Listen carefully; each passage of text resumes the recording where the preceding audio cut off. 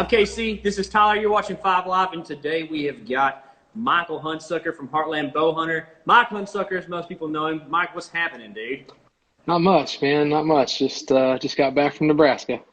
Oh, wait, you killed turkeys this morning and then came in today, or? Yeah.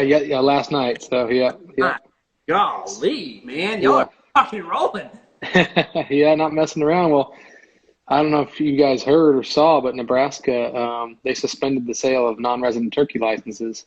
Yeah, I did. So yeah, fortunately, I kind of heard that was potentially going to happen, and so I was planning on going up. I think I went up on Saturday, so I bought my tags like last Thursday or something like that, anticipating that might happen. And I was kind of just thinking it was just rumors probably. I was like, it's probably not going to happen. And sure enough, it did. And I only bought 2 tags. So I could have bought a third technically and still be hunting up there. But because they made it effective, I believe it was yesterday or yesterday evening. So I'm officially tagged out with 2, not allowed to buy the third. Yeah. Did you do that all in one sit? Did I see that right? Yeah, it was insane, man. It was an interesting trip. We actually started out in southeast Nebraska. Had a lot of other people, ran into a lot of other hunters, a lot of other people hunting. So we kind of headed further west to a buddy of ours' place out there in kind of southwest Nebraska, and hunted. And the birds were all flocked up, of course, like they are a lot of time early season. But we hunted hard, and we had got close to them that first morning, and last night just had an incredible hunt. And happened to pull it off, shot 3 birds in one hunt, which is just pretty unreal. That's awesome, man. That's crazy cool. So, the difference in you guys and what KC and are about to do this weekend here in Texas is that we use shotguns to kill our turkeys a lot of times. But I'm interested in what you shoot because we've been talking about shooting a bow this year at them. So, what's your setup look like, man? Yeah, I'm shooting. I usually like to shoot a lighter arrow. I shoot a pretty heavy weight forward, a lot of FOC arrow for big game. And so I like to switch usually to a lighter, flatter trajectory arrow just because, less margin for error. Turkeys vitals are just like so tiny and they're hard to kill with a bow. They don't quit moving. There's just a lot of aspects that kind of play into it. So, but I'm shooting the new Revolt X from Bowtech. A lot of people ask if I crank it down. Some guys crank their weight down. And I don't. I leave it at 70. But like I said, I do shoot the little lighter weight arrow, a little flatter trajectory. And I'm shooting the Victory VAP TKOs, which are the kind of small diameter arrow. And then I'm shooting the NAP Killzone Max broadhead, which is 2 3/4, I believe, or close to it. So with turkeys, like I said, they're tiny vitals and they never quit moving. So having like a big expandable broadhead is so beneficial when it comes to, not making a perfect shot. And actually, one of the birds I shot, the first bird I shot, I hit a little bit further to the right and a little bit lower than I was really wanting to. But it stoned him and, dropped him. He kind of flew or fluttered for a little while and went like 40 yards and was done right there. So, I attribute a lot of that to that big broadhead. When it comes to bow hunting turkeys, like the bigger the better, in my opinion. Yeah. So we probably going to lead with the shotguns. And once we get a couple birds on the ground, I'd like to switch just to do it, Yeah. Fun.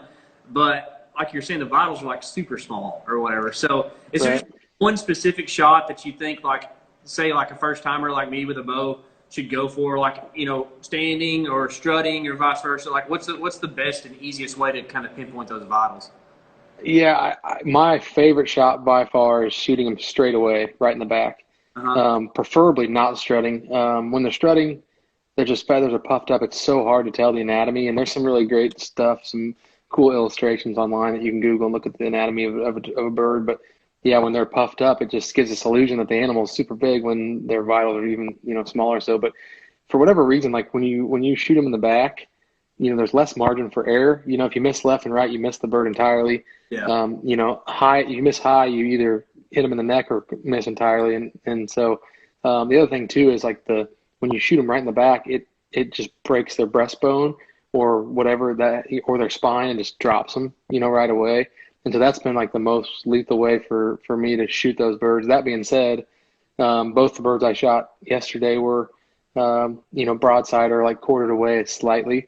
And the first one I was waiting, and he just wouldn't turn. He was just locked on the decoy, not moving. And so the main thing I think is to like just it's so easy to get caught up in the excitement. It's a rush. A lot of times they're coming in the decoys, they're fighting the decoys, but you've got to just like relax, take your time, and pick a spot because you can't miss your mark by 3 or 4 inches like you can on a deer and still be successful. So just like really waiting for the bird to stop moving and really honing in and picking a spot will help you be way more successful because they're tough. They're tough to kill with a bow. Yeah, I can only imagine, man. Are you like, have you had to blood track them and stuff before? I mean, it seems like sometimes they could go pretty far.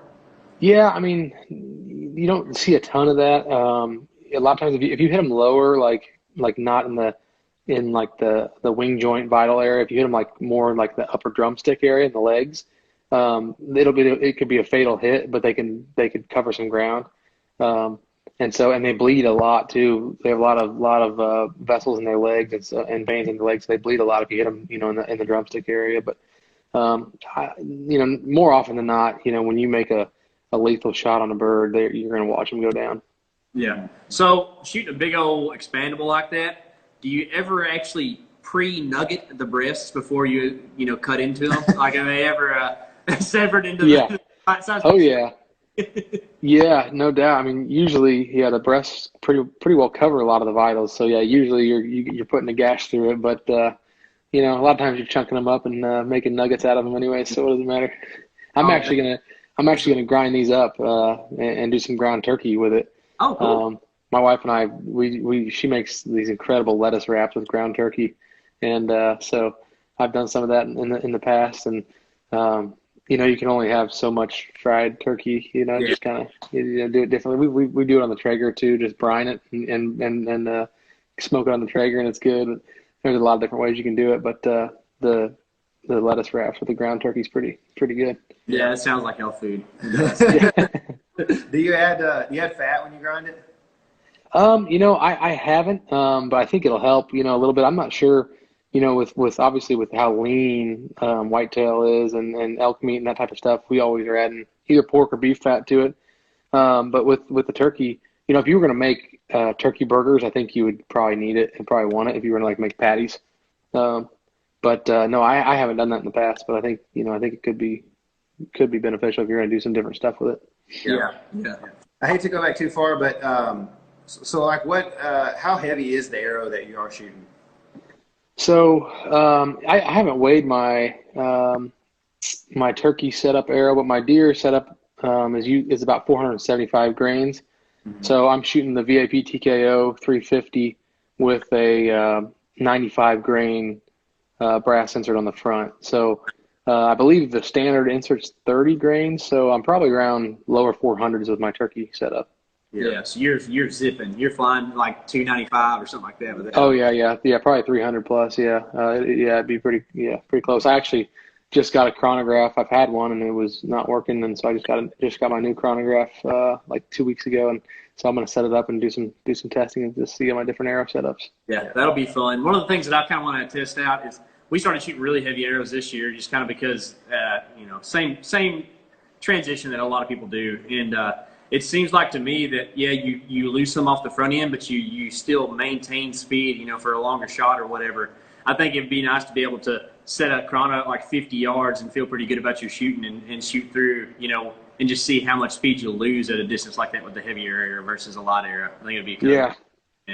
It changes the trajectory for sure, but for me, like I'm a huge believer in expandables. I shoot the regular kill zone, which is a 2-inch head for big game, for elk, for deer, and everything. And I would, I want, because the expandable, takes a little more energy away when it impacts the animal. I definitely prefer having the added weight to the arrow. Like I said, you lose a little bit of the flat trajectory, but you gain that in, the ability to, have a little more margin for error, have a little more, pack a little more punch, and not really necessarily proud of it, but this past season, man, I hit my elk that I killed in the shoulder with that 2-inch expandable, and I shot my Colorado buck and they both hit both of them in the shoulder. And I clipped part of the shoulder with my Kansas buck I killed. So like all three of them, but every single one of them got good penetration. The elk, I think I had like 8 or 9 inches of penetration through his shoulder. So Yeah. and that was at like 50 yards. So I mean, it's I'm pretty confident in that setup. And I never try to hit the shoulder, but obviously you want to tuck it tight to there and be be in the lungs. And so it's just nice to have that added confidence. Yeah, Mike always smokes them every time. Every time. Not every time. I try to do my best, but stuff happens. It can.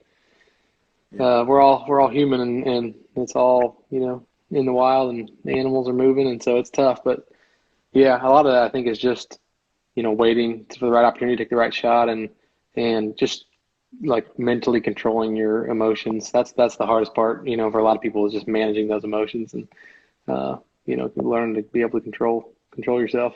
Yeah. Sure. Do you feel like shooting those geese helps you out with the turkeys? Is that? Oh yeah, for sure, man, for sure. Like geese are a little even smaller than turkeys, so it's really similar as far as vitals are tiny.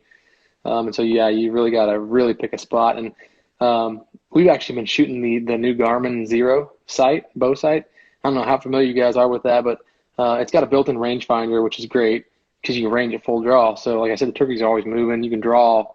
I always wait till they're facing away, their fans blocking their head, whether it be at 25 yards or 30 and they're still coming in, or right when you're going to shoot. But you can range at full draw, so you know exactly how close he is. But even more important than that for me is you're not looking at a stack of pins or even a single pin coming from the side or from the bottom. With the Garmin, you're looking at one LED, and it's the exact distance. So like in the past, if you're shooting 3-pin sight, you got 20, 30, 40. Well, if he's 37, you're like, okay, well, not quite 40. You're trying to gap your pins, trying to figure out exactly what to do. The Garmin gives you a pin or an LED for that exact distance. So that just helps take so much guessing and margin of error out of it. And, I've noticed shooting like 50 plus helps just make those groups even tighter. Yeah. So, have you ever shot a red dot like through some type of tactical platform or anything like that? Mm-hmm. Is that how the Garmin works? So, or do you still have to worry about like bubbles and all that kind of stuff? You know what I'm saying? Yeah. So you don't have to worry about any bubbles necessarily, but you're looking at it has a reticle, so it has a circle, and then it has a dot, and you have to align. If you're familiar with the IQ bow sight, yeah. The whole idea behind that was like you have the dot inside the circle, so you're not canting or not torquing your grip or anything like that. And so it's really similar to that, to where when you're at full draw, you actually, when you set the sight up, you align the reticle, so it knows your eye position in relation to the sight. So when you come to full draw, you align those, and that makes sure that you're getting the exact range of what you're pointing at. So that's the only thing you have to align, and you don't really have to do it. You just come to full draw, and it should be there. If your form's off, if you're torquing your grip a little bit, it'll tell you. So it actually makes you more cognizant of all that and accurate in the long run. Yeah. Are you pushing something with your finger to make it do the range like at full draw, or how's it work? Yeah, so the button's on the riser. So there's a button on the riser. So I set it up to where I can use my middle finger and just tap it. What's kind of cool too, a lot of people ask about that sight, and it's so complex. Like it can do so much, but for what it is, it's pretty well, pretty simple and pretty well designed. And a lot of people ask like, well, what happens if you don't get a good range, or what happens if you can't get a range? But you tap that button, and then your fixed pins pop up. So I have my fixed pin set like 20, 30, 40, 50, 60, 70. Yeah. And they alternate colors or whatever. So you just tap the button one time, and boom, your fixed pins pop up. That's cool. I didn't know that. Yeah. Cool. Yeah, Casey's been shooting a single pin this spring so far after shooting a 7-pin. Yeah, I used to have one of the old Spot Hawk 7-pins. I loved it, and because I could get out in the range in the yard or whatever and just stretch it out, shoot 80, 90 yards pretty accurately, Yeah. But what I really found as I got older and hunted more is that was it's exactly what it was good for. It was good for shooting a range and make you feel real good. And then when you get out hunting scenario, you've got 7 things out here in your way, and it's just such a cluttered mess, and it took me 3 or 4 years to realize that. And now it's like, I never thought I'd do a single pin. I never thought I'd do it because it's like, oh, what do you do if he runs out or whatever? Well, just don't take the shot, don't do anything stupid. And that's kind of the easy way of looking at it. It's easy to say now. We'll see what happens whenever I get all jacked up. Yeah, man. I couldn't do the single pin. I tried. I actually shot a 7-pin React tree, or the React 7 from Trophy Ridge for years, and I didn't mind it. A lot of people, like I said, they don't like the pins, like you were talking about, and it didn't bother me. I preferred just to have the 7-pin sight, so like you said, so I could shoot long range and be confident at long range, so I could make the 20, 30 yard shots. But it seemed like a cakewalk. And I tried a single pin a little bit, and I actually started shooting the React Trio when they came out with that, and this is a 3-pin sight. So basically, you have, which I like that concept. You have 20, 30, 40 ready to go. Mm-hmm. Which is 90% of your shots, especially being a bow hunter in the Midwest, whitetail hunting. I mean, pretty much 40 and unders, normal. And then you dial for everything beyond that. And usually, for me, if I'm taking a shot beyond 40, it's going to be an animal that's calm, that's feeding, that's not alert, and so you're going to have time to make the adjustment. I'm trying to think. The single pin. Yeah, I don't think I hunted with it really too much, but I even had a scenario elk hunting with the Trio where I got in a bind that I didn't like. I had a bull come in, and he was coming in, and the wind had switched, and so I ranged where he was, and he was going to walk out at 60, and so I had ranged, saw he was at 60. I dialed my sight to 60, or I ranged where he was going to come out 60 yards. I dialed into 60, got my bow. And this cow hit her brake, started putting her nose up. She started smelling me. I was like, oh no, this is not good. And so she turned to leave and busted, and he kind of got alert. So I drew back, and I was like, okay, let's see what he does. Well, he turned and went to leave. So he popped out, and I had to just guess he was at 70, but I was already at full draw and had my pin set at 60. So, I in my head had to say, okay, he's 70, put my 60, on the top of his back basically, and had to do that and squeeze the trigger. And I made a good shot, given the circumstances, but it was kind of flustering, and just everything was kind of, I don't know, just kind of dang it, that kind of made it tough. And that's where that Garmin would be so invaluable. And unfortunately that happened in Montana, where the Garmin sight's not actually legal there. Yeah. So it's only legal in, actually it's legal in a lot of states, but a lot of the Western states where spot and stalk hunting is where you're going to get the most value out of it, I think, a lot of times. And unfortunately, some of those states it is illegal, but it seems like Garmin, they're kind of lobbying and dealing with some of those different states to try to make it legal, because it's kind of like the lighted knock situation, when lighted knocks were illegal everywhere for no reason, because it was basically because the laws were old, and then states realized, okay, wait, these lighted knocks aren't giving anybody an actual advantage. It's actually just helping people see where their shot goes, helping people know when to take up track on an animal, when to when to go after the, recovery. And so the Garmin sight's the same way. It's not, it definitely it does give you, it does give you an advantage in making a good shot, but that's it. It only helps you be a better, more ethical shot and hunter. And it actually, it's kind of interesting. It actually has a setting to where you can't just range 100 yards and it'll give you a 100-yard pin unless you've calibrated that distance. So if you've calibrated it and set it up in your sight to where, you've practiced and told the sight, okay, I missed low, I missed high, whatever, here it is, then you can give that pin, but it won't give you that pin. So you can't just sight in 20, 30, 40, and then they'll be like, okay, here's your 100-yard pin. So it kind of takes some of that out of it. I got you. You can't just be like, I'm going to wing it. Look at that 370 out there. Exactly, yeah. Yeah, those guys at Garmin, the freaking engineers there, it's crazy. It's just crazy the amount of technology they've built into that thing. Because, there's stuff that I don't even utilize necessarily that has capabilities of doing so.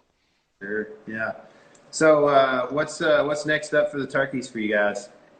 So I after I heard about Nebraska, I bought my Kansas tags right away just to make sure, this whole deal going on with the coronavirus thing has been like a whole follow the leader type of deal. One person, one state makes this decision, and then all the other was almost have to follow in suit, because if they don't, it almost makes them look like they don't respect the severity of the situation. Mm-hmm. And so it's like a follow the leader chain, cause and effect chain of events. And so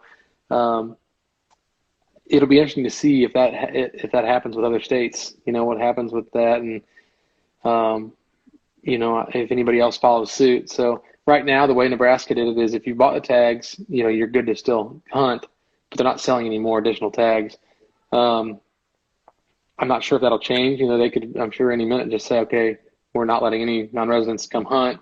Yeah. And they'll refund your money, because now they're giving you the option. So say you already bought them, they'll say, oh, okay, like if you don't want to go hunt, they'll give you your refund. And it's interesting. There's everybody's got a different opinion on everything going on. And to me, I'm like me driving to Nebraska to go turkey hunt is I'm not coming into contact with any more people. Actually, yeah. I'm coming into contact with less people than I would be living here in my, I'm in the Kansas City area of Missouri. And even if I literally only leave my house to buy groceries, say I go once a week to buy groceries, I'm still exposing myself more doing that than I would be going on the trip to Nebraska. The only thing you're doing is going to a gas station. We were camping. We're in a camper camping and had all of our food. So like literally once we were there.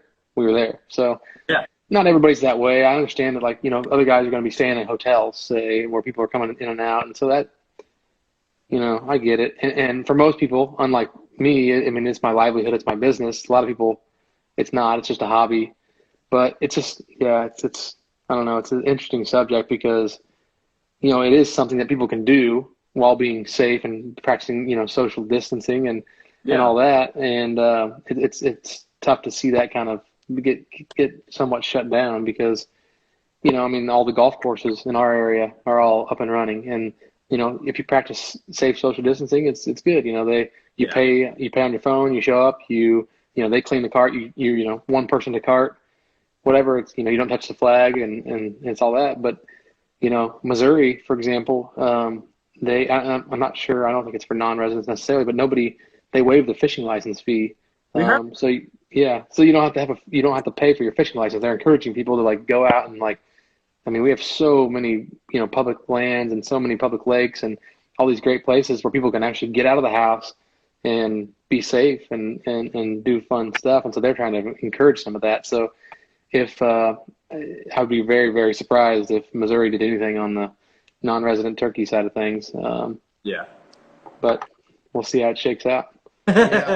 Yeah, for sure. So, hey, Colby. Those live premieres and stuff, if this thing continues a little bit, are y'all going to go to a more digital format or anything for the Heartland Bowhunter premiere for the fall? Yeah, so you're talking about the premiere event? Yeah. So we've actually we have had some discussions about that, and it's in June is when the date is set for the event, and so a lot of unknown obviously between now and then, and so there's so much planning that goes into that event as far as lining up partners and planning everything out and getting everything set, and so if this gets more serious, we're going to kind of revisit the conversation in the next next month or two, or I'm sorry, week or two. But if it gets more serious, we're going to look at doing some different stuff. It's a cool event. It's a fun event, and people come from all over to be a part of the event, but mainly it's local people. And so I think doing a digital or online, type event could be different and very impactful. And it might be something that even if we do have the local event, maybe we do a digital, live online version as well. Who knows? It's really cool. It's a fun event, just mainly to get a lot of like-minded people together. And we're launching the premiere of our shows, but our sponsors are awesome and they send so much gear. And we do a raffle and we auction off a bunch of stuff, and it's really just a fun event. It's a great social event. And so, at the way the rate things are now, I don't see us being able to have a 1,000-person event coming in June. So. Yeah, for sure. Well, hopefully it doesn't get too crazy, man. I do know that, I can't wait to always watch, really what y'all put out every year, but that Colorado hunt that you went on with the whitetail and mule deer, that comes out. I'm just telling it's gonna be bad at the bone. I'm excited. Yeah, I'm excited to put that one together. That was a cool hunt and cool experience just to be able to hunt two animals of that caliber in the same place. You know what I mean? Giant mules, mule deer, giant whitetail, all together. It was pretty crazy, and it was not. It just you say, oh yeah, I was like I had a 200-inch mule deer and a 180-inch whitetail, both in bow range at the same exact time. Like you're like, oh, like well, this must be some kind of like super badass ranch with like giant deer everywhere, and like it wasn't like that. Trust me, I hunted like by the time when I shot that buck, I think it was like the 6th day or 7th day of the hunt, and I had seen some good deer, but like it was tough, and there wasn't giants behind every tree kind of deal. It was one of the deals.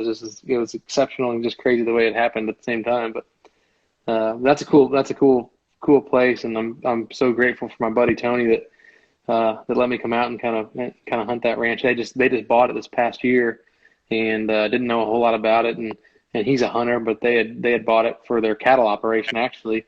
So he hunts a little bit, but he knew I'd hunted with him before, and he had me out there, and it's a pretty special place. So I put in again. We'll see if I can draw that tag for sure. Yeah. No kidding, man. Well, thanks for hopping on with us, man. I know your time's precious, and we appreciate you spending some of it with us this evening. Sure. Yeah. It's, glad I was able to do it. I told you guys initially, I was like, depends on what time. Like sunset's 8 o'clock, and where we were in western Nebraska, it didn't set till 8 o'clock. So I was like, we may be still stuck turkey hunting. So I just lost some birds, and then you got them. Yeah. Hopefully, the rest of your spring goes as good as Nebraska did, man. Yeah, hopefully so. Kansas is next on the list. All right, man. Awesome. Well, good luck. Thanks. All right. Yep. See you. Thanks, guys. I don't know how to get out of here. So this We'll check it out. See you, brother. See ya.